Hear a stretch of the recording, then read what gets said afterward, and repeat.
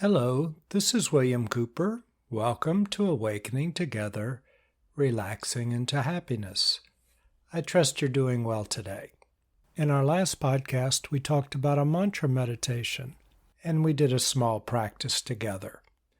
In this podcast, I'd like to talk about the awakening meditation and do a small meditation together as well. We've talked about the awakening meditation in the beginning part of this series of podcasts, but I'd like to revisit it now and go a little deeper with it, perhaps. I say that because we've covered a lot of material between the beginning of this series of podcasts and now. So let's revisit the awakening meditation. It's actually a logical extension of the mantra meditation we just explored. In the mantra meditation we just talked about in the last podcast, in order to prevent ourselves from being sucked into our thoughts and emotions and seeing life through the lenses of these thoughts and emotions which are skewed and colored through fear and hurt and anger, we stay centered in our being, and instead of jumping into the thoughts and emotions, we simply chant or say quietly to ourselves a mantra, which doesn't have a meaning. The sound that we picked in our last podcast was simply the sound M.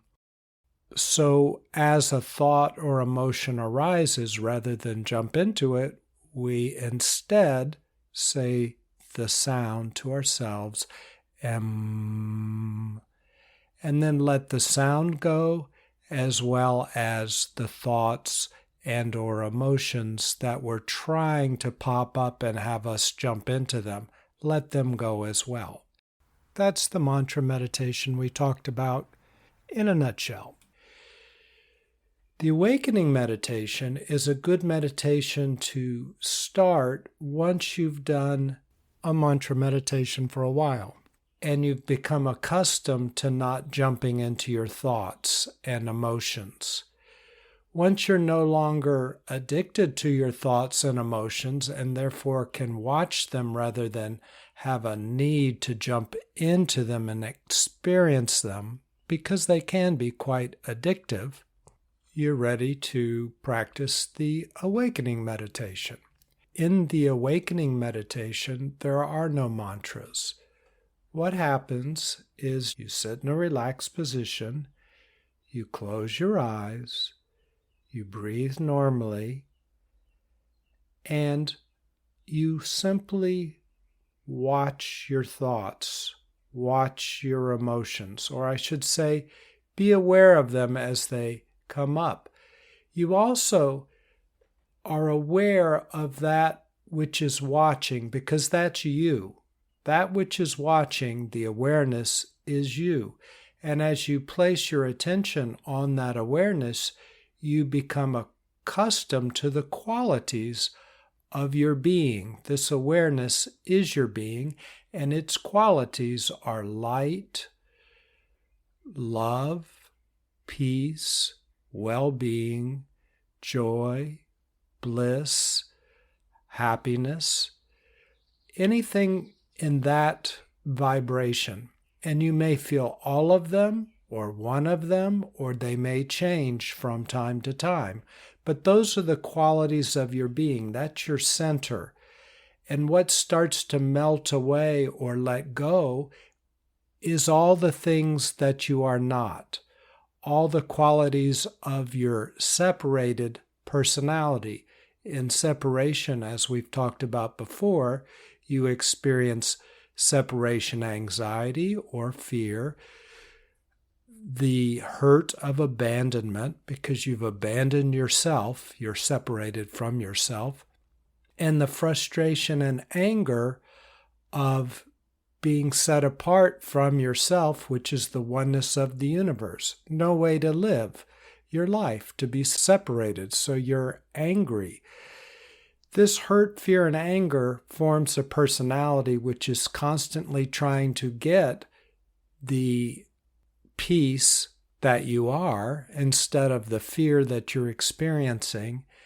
It's constantly trying to get love instead of the abandonment it feels, and it's trying to constantly feel fulfilled rather than angry.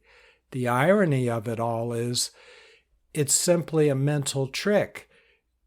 Because you thought you were separated from yourself, you feel fear, hurt, and anger, but you're not separated from yourself. You are yourself. So it's kind of ridiculous in a way, yet it is the human condition. The thoughts, the personality that's formed of thoughts and emotions, hurt, fear, and anger, is constantly trying to get the remedy. It's trying to get, as we just talked about, peace, love, and fulfillment. That's your personality. It's a getting machine. So the addiction is you try to jump into your thoughts, jump into your emotions, jump into your personality, and live life through it, trying to get what you perceive you've lost. The mantra meditation interrupts that process by the use of a mantra, So rather than jumping into the personality, while you're meditating during that 20 minutes, you're simply saying the word or the mantra rather than jumping into the thoughts or emotions. You're letting them all go.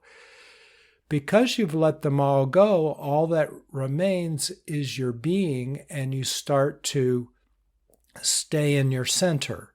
You are centered, and you start to experience peace, love, light, relaxation as it flows through you. So the mantra meditation interrupts the addiction of feeling that you have to jump into your thoughts and into your emotions. Once that addiction is interrupted enough, now you're ready for the awakening meditation. Because you're not needing to jump into your emotions and thoughts so much, you don't need a mantra. You can sit still and watch your thoughts and emotions. You can just let them unwind. As we've talked about in previous podcasts, your thoughts and emotions, your personality are made of consciousness that you've formed into thoughts and emotions. So basically, they're made of peace, love, and well-being. But they're constructions, they are thoughts, they are objects, they are emotions that persist. They're still in your consciousness, they're still haunting you, they're still coming up. You're waking up in the middle of the night with these fears, with these anxieties, with these hurts and abandonments and frustrations and anger. And as you go through your daily life, your whole world is colored by them. Any anger at all in your system is coming from your personality, and it's fueled by this initial separation. Any fear at all, and it can take a lot of different forms. A relationship might bring your fear out. You might think your fear is because of your relationship, or your hurt is because of your relationship, or your unfulfillment is because of your relationship, or any other external event, but it's not. It's because you're unresolved inside. You're not centered. You're separated from yourself. And all of the separation, hurt, fear, and anger jumps out onto external circumstances. Again, we've talked about that a lot in past podcasts. This is all very true with the one exception. There are certain physiological uses of hurt, fear, and anger. If a lion is actually about to eat you, it's probably good to be afraid and to get out of there.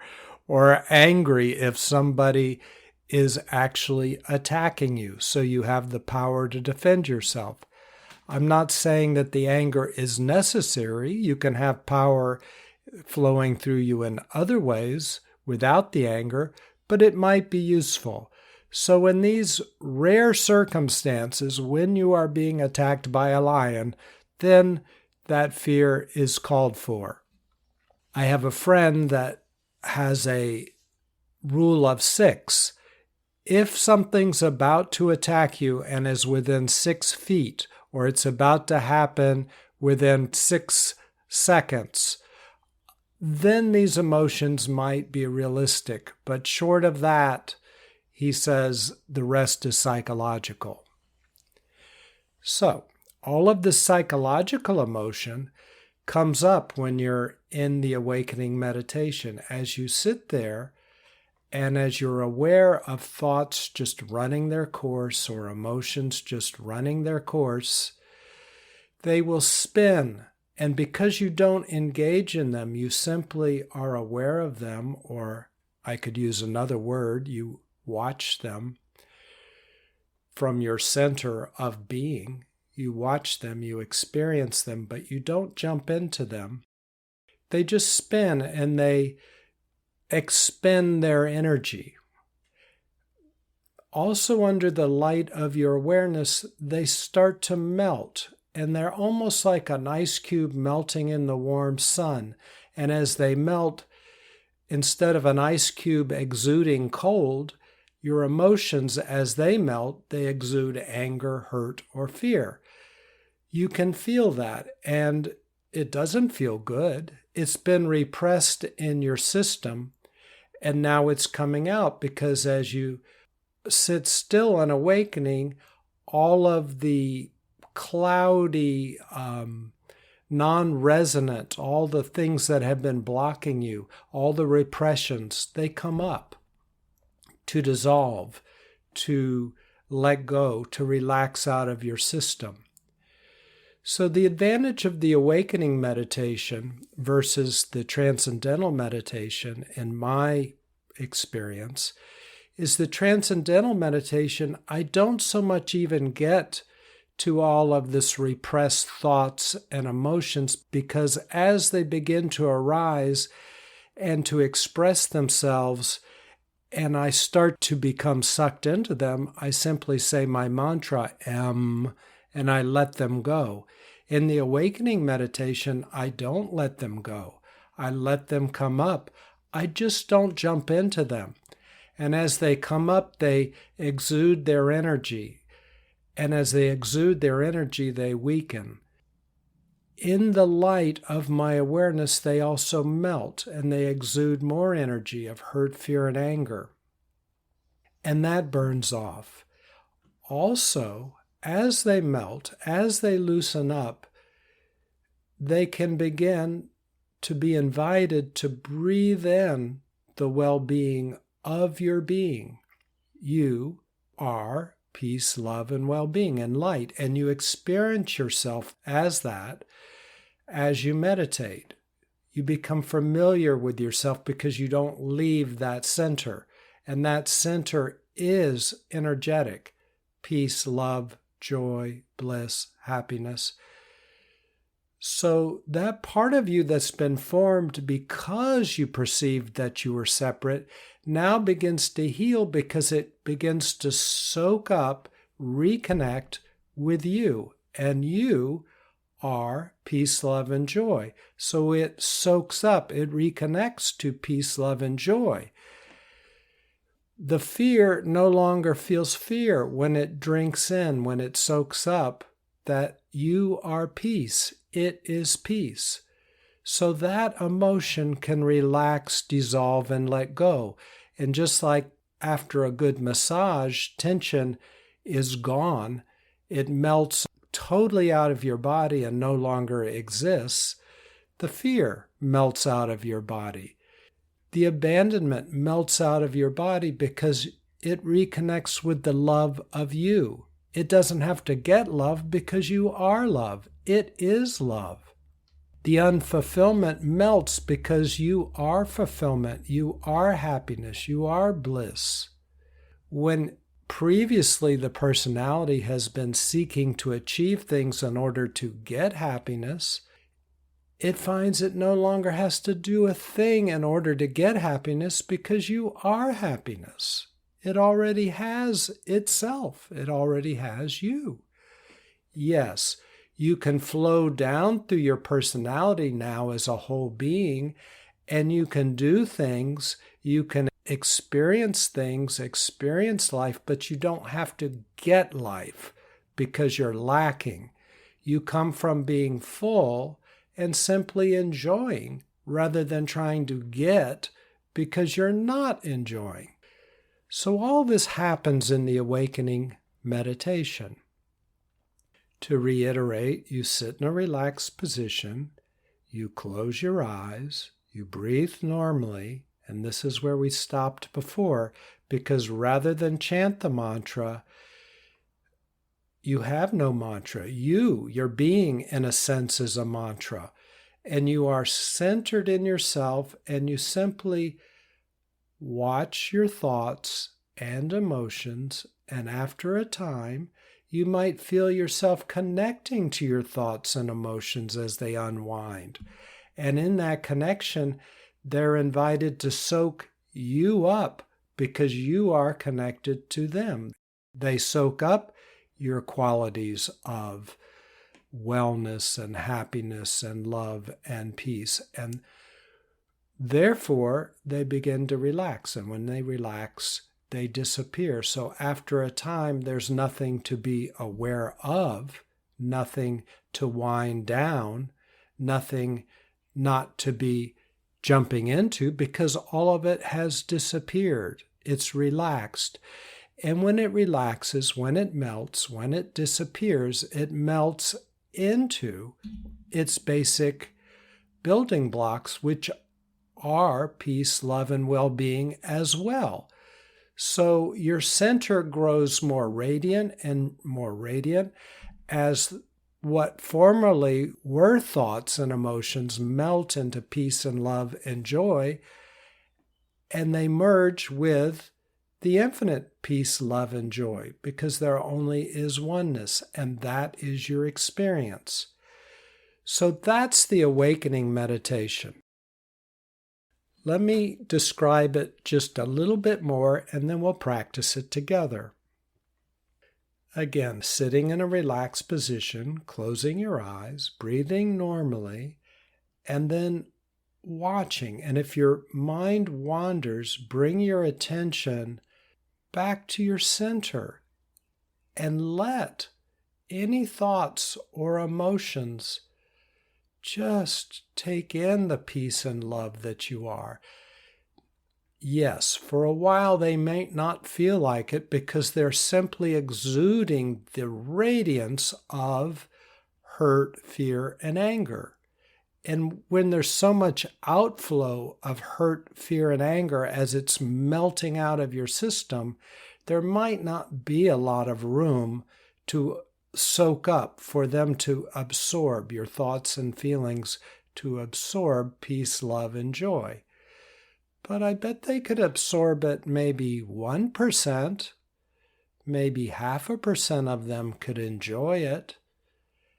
And everybody likes to enjoy things, even thoughts and feelings like to enjoy things, so you can invite them. Would you like to enjoy peace, love, and well-being as you experience them? After a while, they will, and they will begin to soak it up. So after some time, might be that meditation, could be days of meditations, could be weeks or months of meditations, depending on your backlog of separation and unresolved, repressed personality fragments.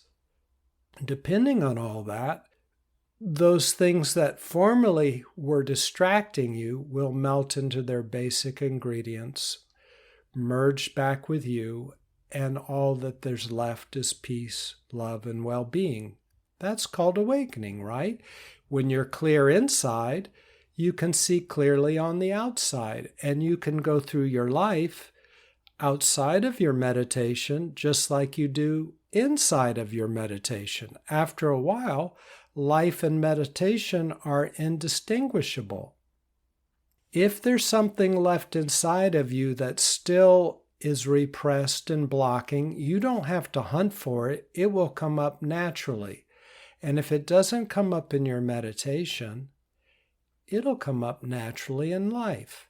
You'll have a relationship or a job or an interaction or a physical activity that will clash with something, and it will bring up anything that remains in you that is centered on separation, that has its genesis, its beginnings in separation. Anything that includes hurt, fear, and anger, as we just discussed. Okay, so on a practical matter, let's just do the meditation together so that you can experience it and know that you're doing it correctly. It's really very simple. It's not always so easy because it takes some, as we've talked about in past podcasts, it takes some nervous system maturity to be able to sit with all that previously was repressed and is releasing itself. Sometimes it's massive amounts of hurt, fear, and anger that reveal themselves, although the nervous system is very good at only giving you that which you can handle. So, let's meditate together. Sitting in a relaxed position, you close your eyes, you breathe normally, and you just watch everything that you're not. You're not your thoughts, so if a thought comes up, you're aware of it. You watch it. You don't try to make it not happen. You just let it do whatever it wants to do. If it wants to think, you let it think.